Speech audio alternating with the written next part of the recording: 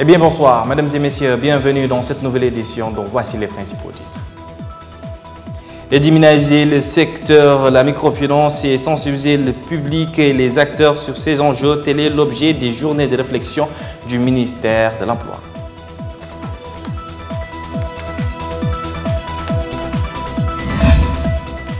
Augmentation de la masse salariale de 20 milliards à plus de 21 milliards en 2023. La santé et l'éducation se taillent la part du lion.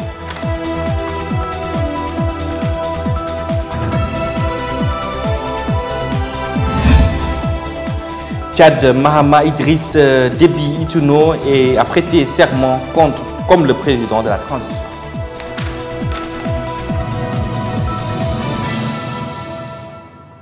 Le ministre de l'Emploi et de la Formation professionnelle a supervisé lundi le lancement officiel de la 4e édition des Journées nationales de la microfinance sous le thème « Une marche irréversible vers l'inclusion financière en Mauritanie ».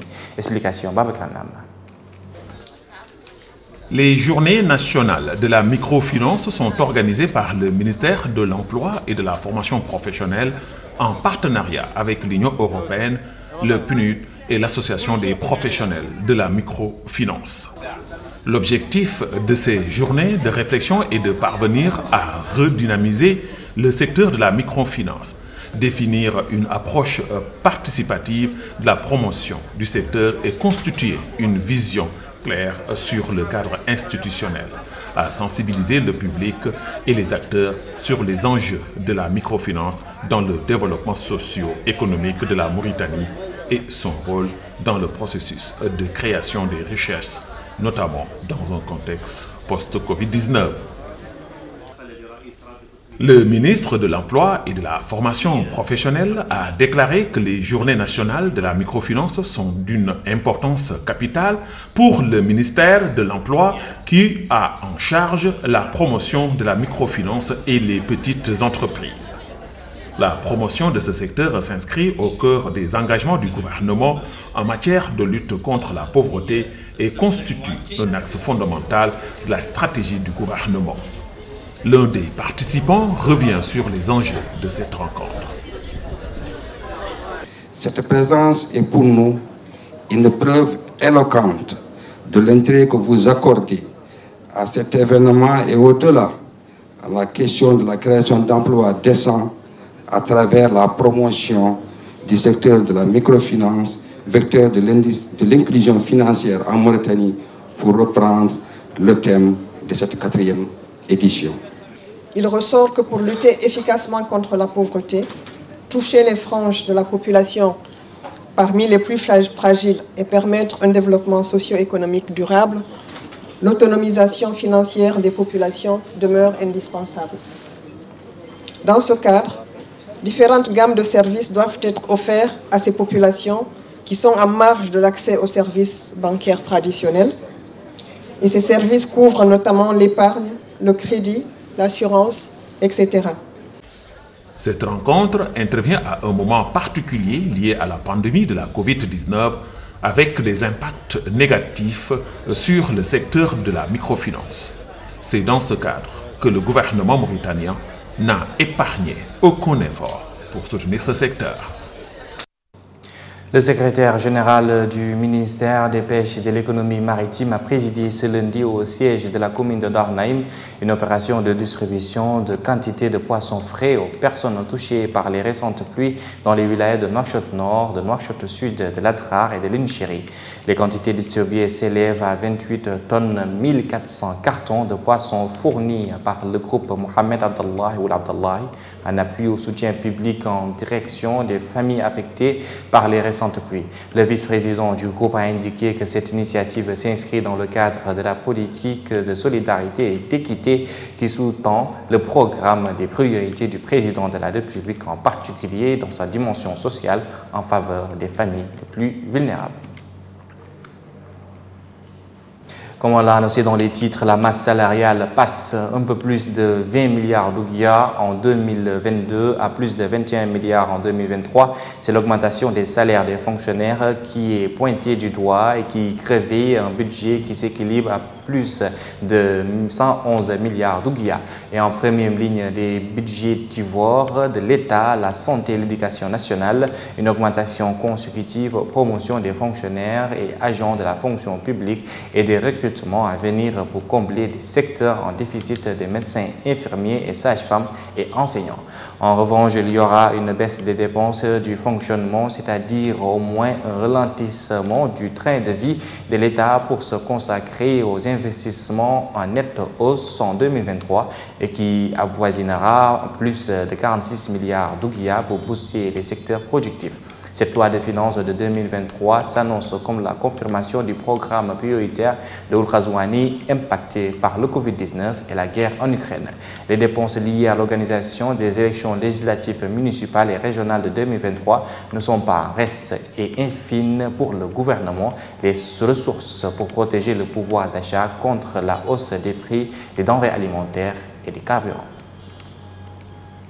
Les experts des pays du Maghreb et ceux de la Méditerranée se sont réunis aujourd'hui à Nouakchott pour étudier les documents et produire la déclaration de Nouakchott qui sera signée par les ministres de l'enseignement supérieur et de la recherche scientifique. Cette réunion du dialogue 5+5 est un grand succès diplomatique pour la Mauritanie selon les organisateurs pour avoir réuni 10 ministres de l'enseignement supérieur du Maghreb et de la Méditerranée.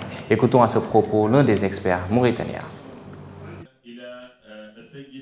Nous assistons aujourd'hui à la réunion des hauts experts du dialogue méditerranéen 5+5. Il s'agit pour les pays du Maghreb, la Mauritanie, le Maroc, l'Algérie, la Tunisie et la Libye, et les pays méditerranéens du Nord, la France, l'Italie, le Portugal, Malte. Et nous pensons que c'est une très bonne initiative, c'est un très grand succès diplomatique pour la Mauritanie parce qu'il s'agit là de 10 pays, c'est-à-dire 10 ministres de l'enseignement supérieur et de la recherche scientifique. Aujourd'hui, c'est la réunion des experts qui vont étudier les documents, c'est-à-dire la déclaration de Nouakchott qui sera signée par les ministres demain lors de la conférence ministérielle et du plan d'action 2022-2024. La présidence du forum Dialogue 5+5 appartient actuellement à la Mauritanie avec une coprésidence de l'Italie et c'était pour un mandat de 2 ans. Mais à cause de la pandémie Covid-19, nous avons fait un mandat de 3 ans. Nous allons passer la présidence au Portugal et la Mauritanie sera en coprésidence avec le Portugal. Parlons éducation avec certains parents d'élèves non d'accord avec la nouvelle réforme du système éducatif étaient en sit-in ce lundi devant la présidence de la République pour protester contre cette décision gouvernementale.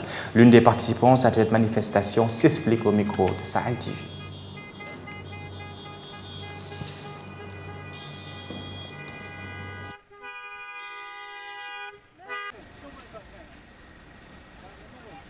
Nous sommes là par rapport à la réforme de l'éducation. Nous ne sommes pas contre l'école républicaine, comme l'a dit la précédente. Nous voulons avoir le choix de mettre nos enfants où nous souhaitons. L'éducation est un choix. Nos enfants sont nos enfants. Nous devons avoir le choix de les placer où nous souhaitons. La page internationale nous amène au Burkina Faso où le capitaine Ibrahima Traoré, auteur d'un putsch dans ce pays qui a vécu 2 coups d'État en 8 mois, a été officiellement désigné mercredi 5 octobre président de la République selon une déclaration intitulée « Acte fondamental » lue à la télévision nationale. Le président du mouvement patriotique pour la sauvegarde et la restauration assure les fonctions de chef de l'État, chef suprême des forces armées nationales, indique l'acte fondamental qui complète la constitution du Burkina. En attendant l'adoption d'une charte de la transition, cette déclaration a été lue par le capitaine Kisuinda Farouk Azaria Sorgo, porte-parole du MPSR, la junte au pouvoir, lors d'une émission spéciale à la télévision nationale. Le capitaine Traoré a assuré qu'il ne ferait qu'expédier les affaires courantes jusqu'à la désignation de nouveaux présidents de transition civile ou militaire par des assises nationales ressemblant les forces politiques, sociales et de la société civile qui devront se réunir bien avant la fin de l'année selon lui. Mahama Idriss Déby Itno a annoncé lundi 10 octobre la formation d'un gouvernement d'union nationale dans tous les prochains jours lors de son investiture comme président de transition au Tchad à l'issue d'un dialogue de réconciliation nationale boycotté par une grande partie de l'opposition politique, civile et armée. Ibou Badia nous en dit plus. Ce dialogue qui s'est achevé samedi à N'Djamena avait prolongé de 2 ans la transition vers des élections libres et démocratiques et entériné la possibilité pour Mahama Idriss Déby de s'y présenter 18 mois après qu'il a pris le pouvoir à la tête d'une junte militaire. L'Assemblée, ouverte laborieusement le 20 août, après de multiples reports, avait été boudée par une très grande partie de l'opposition et de la société civile qui dénonce une succession dynastique au pouvoir ainsi que par certains des plus puissants mouvements rebelles armés.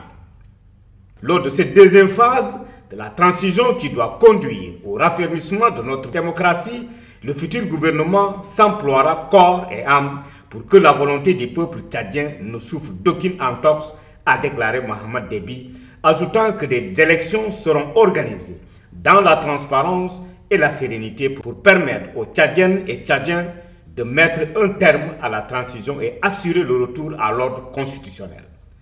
Le jeune général de 38 ans avait déjà été proclamé par l'armée président de la République le 20 avril 2021 à la tête d'un conseil militaire de transition de 15 généraux le jour de l'annonce de la mort de son père Idriss Déby Itno, tué au front contre des rebelles après avoir régné d'une main de fer sur ce vaste pays sahélien 30 années durant. L'investiture s'est déroulée en présence du président du Nigeria, Muhammadu Buhari, et de plusieurs ministres d'Afrique de l'Ouest et centrale, des ambassadeurs de France et de l'Union européenne.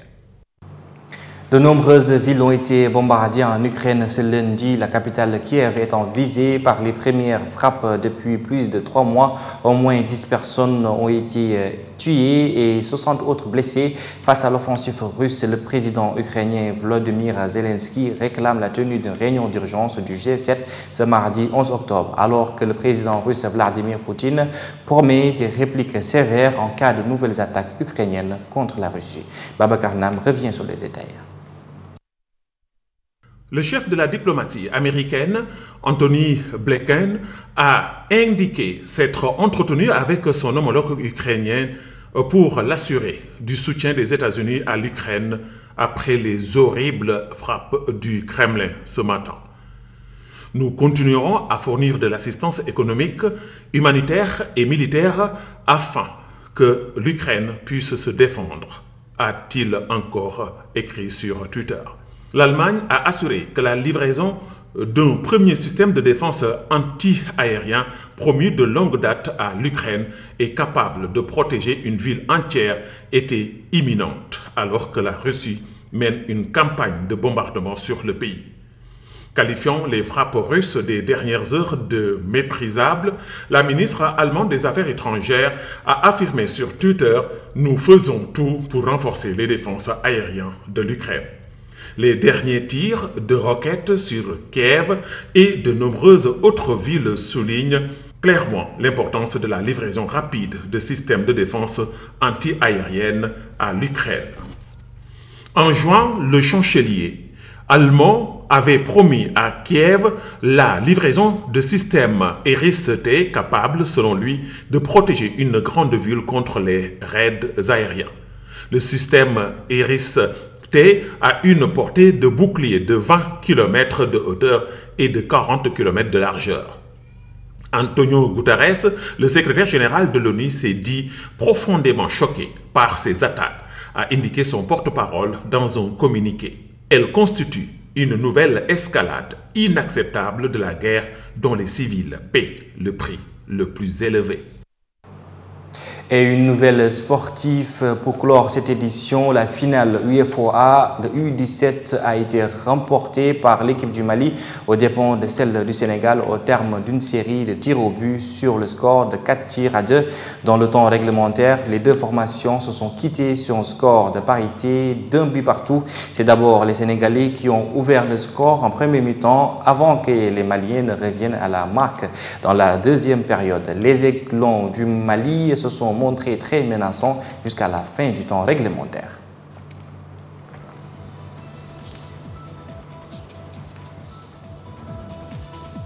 Et ainsi s'achève cette édition, le rappel des titres. Et dynamiser le secteur de la microfinance et sensibiliser le public et les acteurs sur ces enjeux, tel est l'objet des journées de réflexion du ministère de l'Emploi.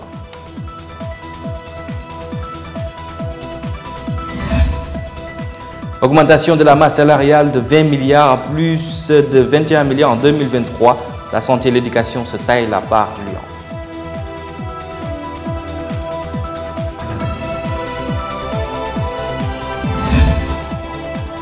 Tchad Mahama Idriss Déby Itouno a prêté serment comme le président de la transition.